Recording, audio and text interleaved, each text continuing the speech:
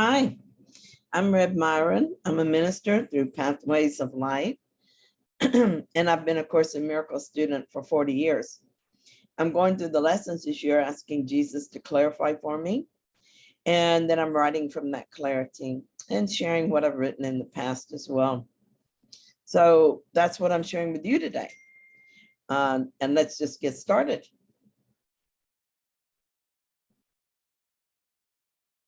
Today, we're looking at lesson 202. That's a second of our review lessons. I am not a body. I am free, for I am still as God created me. Paragraph 1. I will be still an instant and go home. Why would I choose to stay an instant more where I do not belong when God himself has given me his voice to call me home? I am not a body. I am free, for I am still as God created me. Jesus is calling us to a deeper dedication to our purpose. I'm very dedicated to this path home, but I've also discovered that there is a line I can cross without intending to do so. I can go from a profound and joyful devotion to a stressful effort. What happens is that I slip into the ego thought system without realizing it. The ego studies the course right along with us and knows all the terminology. So it sounds like the Holy Spirit. I can tell the difference though. The Holy Spirit is gentle, even as it is firm in its guidance. The ego, on the other hand, is a nag and uses fear and guilt to try to achieve what can only be achieved through love. When I lose that beautiful peace in the sense of being carried, I know that I have started using the ego as my advisor. I stop and realize that the ego is where I do not belong, and I choose to listen to the voice for God instead to carry me home. The body is the home of the ego, and I am not that. I am still as God created me.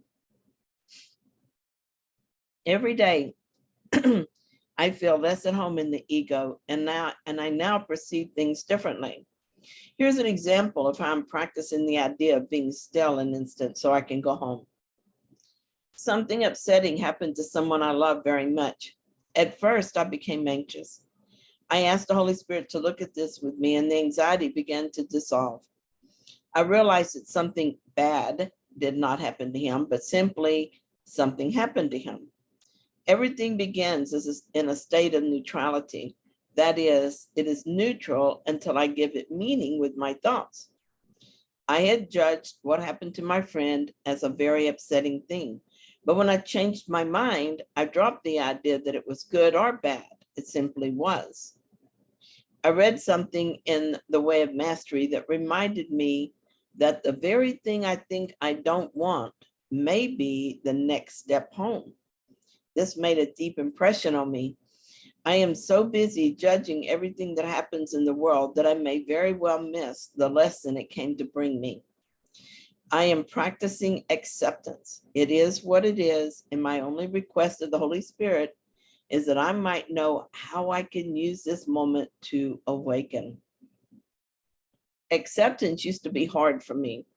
I had developed a personality that looked at a problem and saw solutions. I know that this served me well in the past, but I also know that it was serving the ego.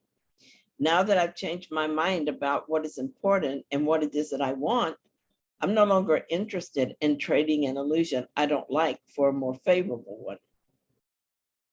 I want to end all illusions, but old habits are hard to break. So I keep reminding myself that the way to victory is now through surrender.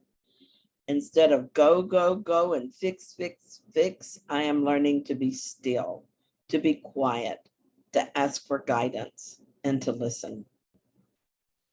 The way I go home is very simple. I become still and ask the Holy Spirit how he would have me see this, what he would have me to know, and what he would have me do or say. Sometimes I simply say, Holy Spirit, decide for me. I'm asking that he decide for me what I should do, how I should see this, decide for me what this means. It's very peaceful. It is a way to go home, one steady step at a time. For a long time, I was uncertain about hearing the voice and often asked for help and for reassurance.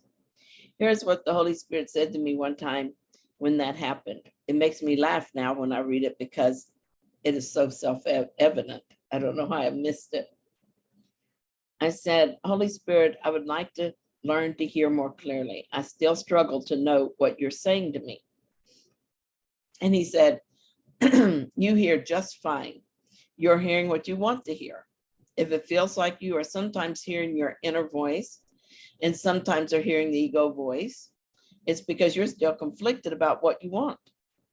If you will continue to ask for your true desire, the willingness to hear only truth will grow in you. Then the voice for God will seem to be clearer to you than the ego voice. I said, yes, now that you say it, I know it's true. So thank you for looking at this lesson with me today. And if you found it helpful, then please like it. And if you haven't yet, please subscribe. And thank you to all of you who have subscribed. I'll be back tomorrow with the next review lesson.